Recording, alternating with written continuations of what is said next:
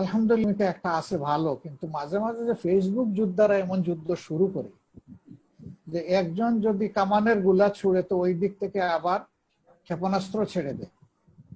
আমরা এই ক্ষেত্রে আমাদের ভাইদের সহযোগিতা চাচ্ছি, দোয়া চাচ্ছি।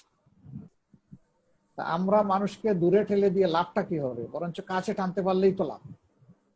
আর একটা জিনিস মনে রাখবেন, যে কাউকে আঘাত দিয়ে কুচা মেরে এবং সমপরিমাণ প্রতিশোধ নিয়ে আপনি বন্ধু বানাইতে পারবেন না। আপনাকে বন্ধু বানাইতে হলে তাকে আন্ডারস্ট্যান্ড করতে হলে, আপনার আন্ডারস্ট্যান্ডিং তার মাঝে ঢুকাইতে হলে তার কাছে বন্ধু হিসাবেই যেতে হবে, সম্মান দরদ ভালোবাসা দিয়ে যেতে হবে।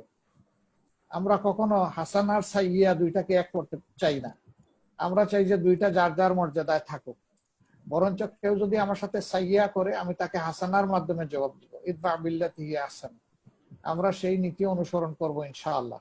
আমরা আপনাদের সহযোগিতা চাচ্ছি, আর কাজে আমরা খুবই আন্তরিক। আমাদের উলামা বিভাগ আলহামদুলিল্লাহ অনেকগুলা পরিকল্পনা নিয়েছে, আপনারা দোয়া করেন আল্লাহ যেন এগুলা কবুল করেন এবং এর মাঝে বারাকা নাজিল করেন। আমরা আশা করি যে উম্মার চিন্তার একটা বৃহৎ ঐক্য শুরু হওয়ার পরিবেশ সৃষ্টি হয়েছে এবং এটা হবে ইনশাআল্লাহ। আপনাদের সহযোগিতা দোয়া চাই আমরা।